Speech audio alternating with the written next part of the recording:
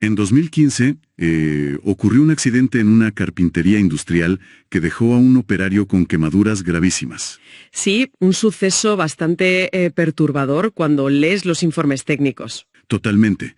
Y lo realmente inquietante del caso es que, no hubo ningún cortocircuito eléctrico por ningún lado. Nada, ni una chispa externa.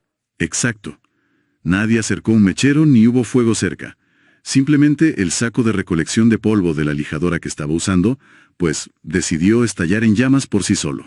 Es un caso documentado que te cambia por completo la perspectiva sobre lo que consideramos materiales peligrosos en el día a día. Y precisamente por eso, hoy tenemos sobre la mesa una pila de manuales de seguridad industrial, diagramas de energía y apuntes técnicos de ingeniería. Sí, porque el objetivo de esta inversión profunda es desentrañar la mecánica oculta detrás de ese accidente. Porque solemos pensar en la química como una receta estática, ¿no? En plan, mezclas la sustancia A con la sustancia B y tienes la C. Claro, pero en la vida real, saber qué cosas reaccionan no sirve de absolutamente nada si no puedes controlar a qué velocidad lo hacen. El verdadero reto es ser un maestro del tiempo, manipular el entorno físico para que el reloj químico juegue a tu favor. Eso es, ya sea para ralentizar una putrefacción y conservar algo, o para forzar una reacción vital en fracciones de segundo. Y para entender cómo se controla ese reloj, primero tenemos que mirar la mecánica fundamental a nivel microscópico.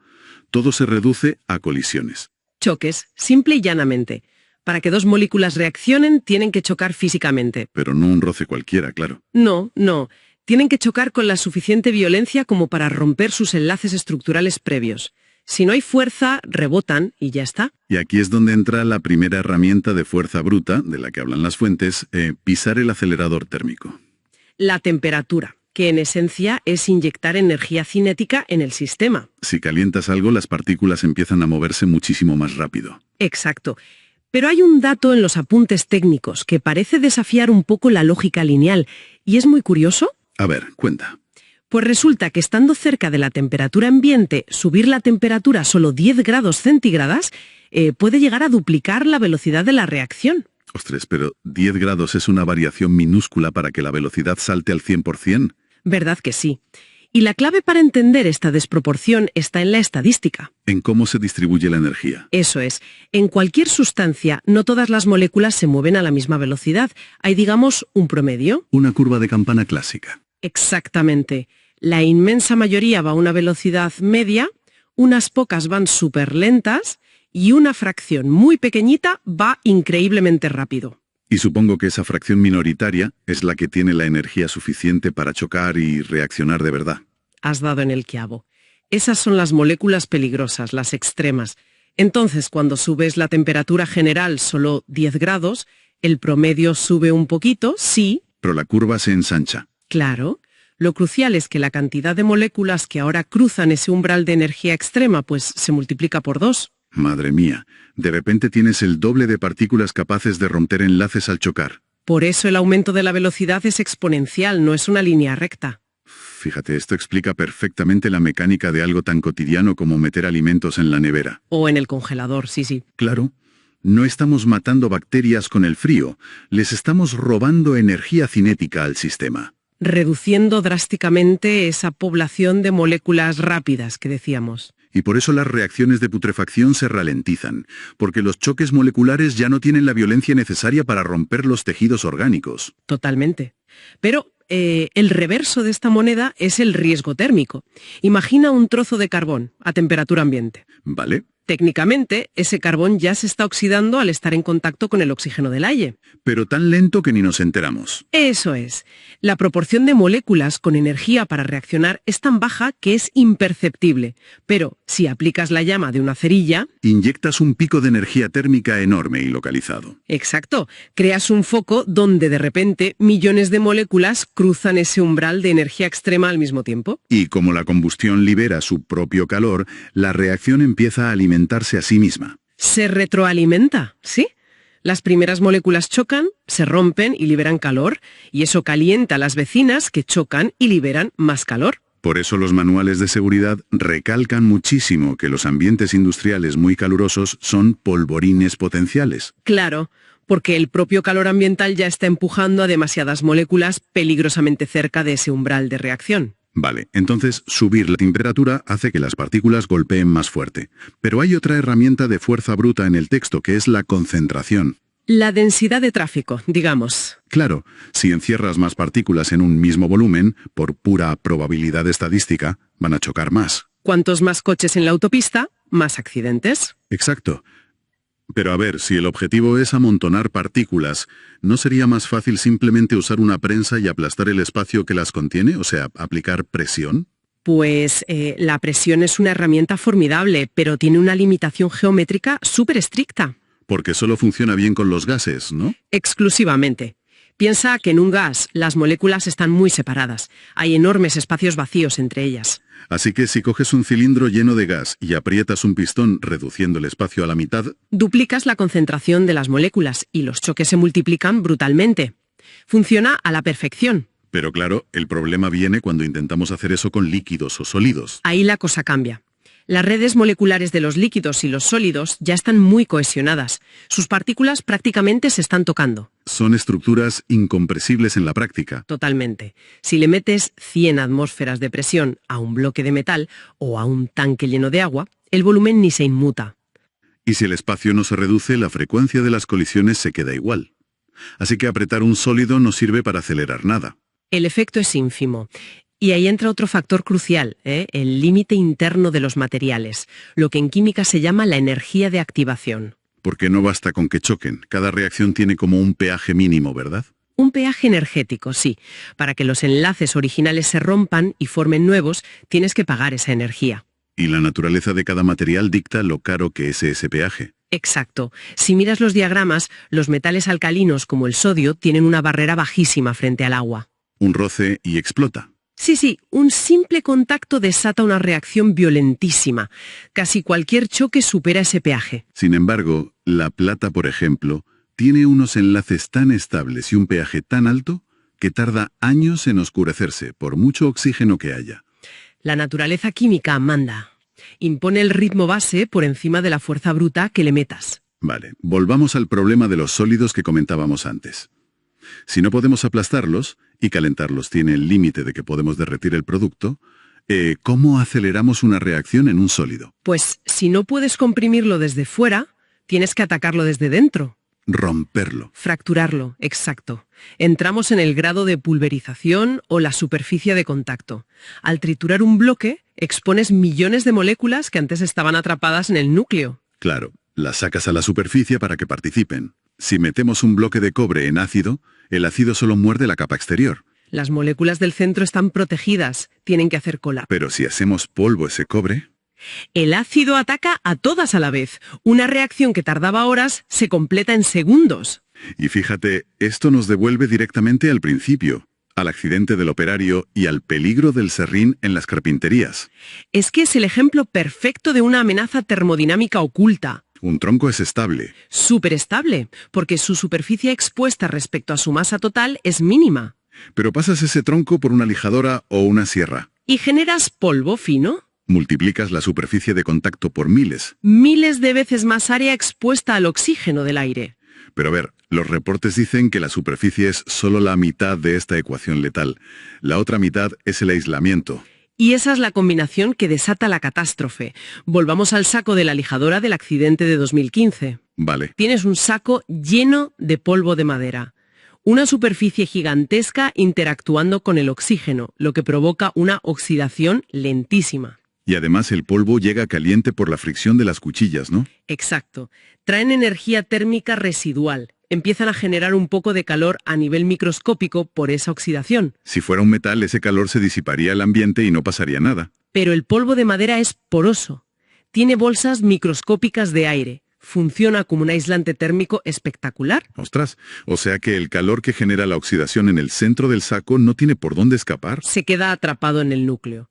Y como vimos al principio, al subir un poco la temperatura, la cantidad de moléculas extremas se duplica. Acelera la oxidación, genera más calor y sigue sin poder salir. Es un efecto bola de nieve. Un mecanismo de fuga térmica de manual. Se retroalimenta de dentro hacia afuera, en silencio.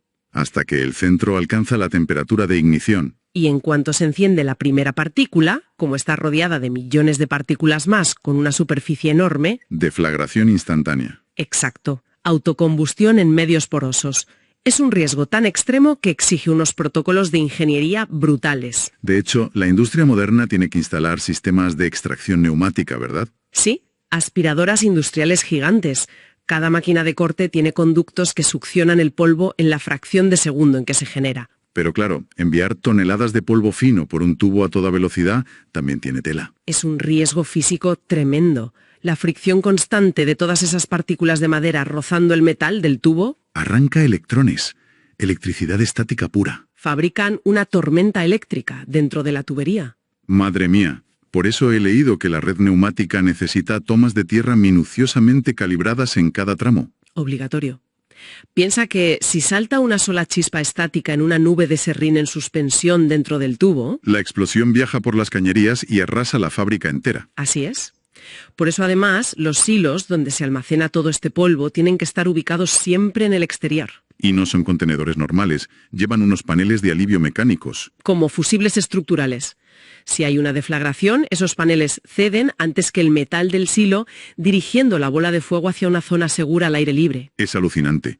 Aunque en las instalaciones más modernas la cosa va un paso más allá con detectores de chispas, ¿no? Tecnología preventiva pura. Ponen detectores infrarrojos dentro de los conductos. O sea, si una sierra pilla un clavo escondido en la madera y salta una chispa, El sensor detecta la radiación infrarroja de esa minúscula chispa viajando por el tubo a 30 metros por segundo. ¡qué locura! Y activa una cortina de agua pulverizada milisegundos antes de que esa chispa llegue al silo y monte un buen lío. Todo un despliegue tecnológico solo para lidiar con el peligro de aumentar la superficie de contacto. Así es la gestión del riesgo industrial. Hasta aquí hemos visto cómo alterar el campo de batalla, digamos.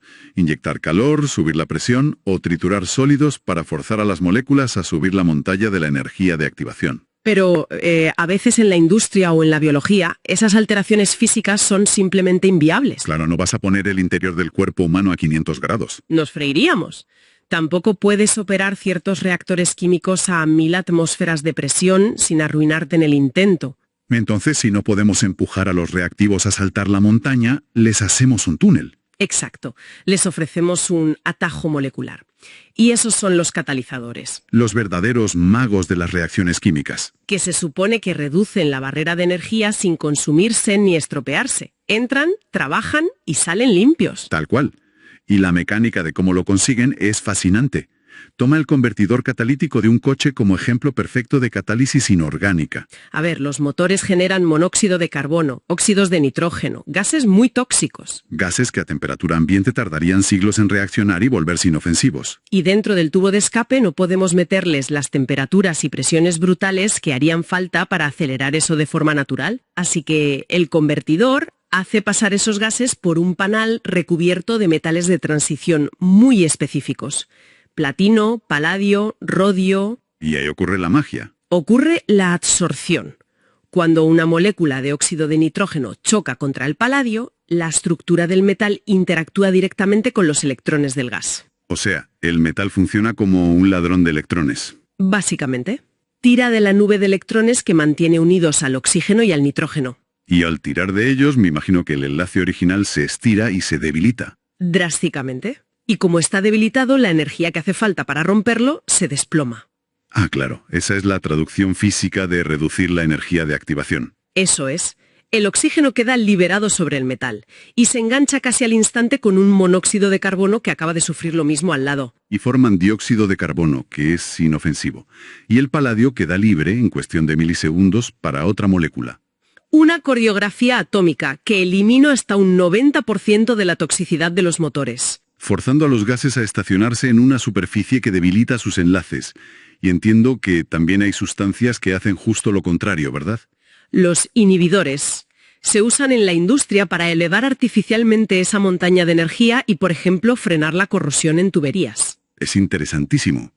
Pero, por muy alucinante que sea lo de los coches, palidece si lo comparamos con la eficacia bestial de los biocatalizadores orgánicos. Las enzimas. Las enzimas. Es que sin ellas, literalmente, no existiría la vida celular. Piensa que a 37 grados, las reacciones bioquímicas necesarias para mantenernos vivos irían tan despacio que... Que seríamos estatuas de hielo termodinámicas. Exacto. Mira, el caso de la anhidrasa carbónica. Esa es la enzima que regula la acidez de la sangre, ¿no? Eso es. Convierte el exceso de dióxido de carbono y agua en ácido carbónico. Y el contraste de velocidades que detallan los manuales es que es casi ciencia ficción. Es la maravilla de la biomecánica. Si dejas que el agua y el CO2 reaccionen solos en la sangre, por puro azar, la velocidad base es de 0,2 reacciones por segundo. Vamos, que tardaría 5 segundos en procesar una mísera molécula. A esa velocidad, la sangre se llenaría de toxinas, el pH colapsaría y las células morirían asfixiadas en cuestión de minutos. Pero cuando entra en juego la enzima, pasa de 0,2 a procesar entre 10.000 y 1.000.000 de reacciones por segundo. Cada segundo. 7 órdenes de magnitud de aceleración. Una estructura molecular haciendo su ciclo 1.000.000 de veces por segundo. Y el truco no es solo ofrecer una superficie como el platino de los coches, ¿verdad? No, va mucho más allá. Las enzimas son cadenas de aminoácidos en 3D, dobladas de forma ultra específica para crear un hueco, un sitio activo. ¿Una cerradura perfecta para una llave concreta? Capturan físicamente las moléculas y las obligan a ponerse en la geometría milimétricamente exacta para reaccionar. Nada de esperar a que choquen por azar en el ángulo correcto. Nada. Las atrapan, usan un ion de zinc para arrancarle un protón al agua, la convierten en un ion superreactivo y les estampan el dióxido de carbono encima. Y sueltan el producto terminado en 1/1000 de segundo para coger la siguiente tanda. Son máquinas cuánticas de ensamblaje. Y pasa lo mismo en la digestión, con la pepsina o la tripsina, que despedazan las proteínas de un filete de carne a una velocidad de vértigo. Sin ellas tardaríamos décadas en hacer la digestión. Literalmente. Pues fíjate, toda esta inversión nos deja una perspectiva súper clara.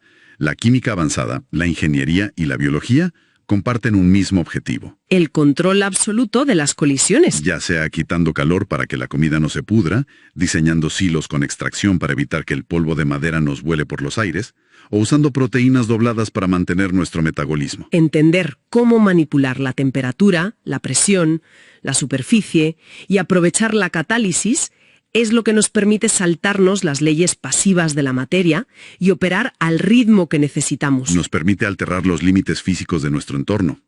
Y, para cerrar la charla de hoy, hay una reflexión que surge de todo esto. Dime. Hemos visto cómo nuestros propios cuerpos dependen de estos atajos de las enzimas, porque sin ellos las reacciones vitales serían demasiado lentas. Incompatibles con la vida. Claro. Entonces, si la química siempre tiene un camino oculto de menor energía esperando a ser descubierto, cabe preguntarse qué otras imposibilidades actuales son solo una barrera temporal. ¿Te refieres a límites tecnológicos? Exacto. Cosas monumentales como sintetizar combustibles limpios a temperatura ambiente o la reparación del envejecimiento celular. ¿Que ahora mismo nos parecen ciencia ficción o requieren demasiada fuerza bruta? Exactamente. Quizás solo estén esperando a que encontremos el catalizador adecuado capaz de manipular sus enlaces. A lo mejor el futuro no va de generar más energía a lo bestia, sino de encontrar la cerradura molecular exacta. Es una reflexión excelente, la verdad. En química el tiempo siempre suele guardarse una puerta trasera. Y buscando esa puerta trasera nos despedimos por hoy. Ha sido una inmersión apasionante. Totalmente. Hasta la próxima.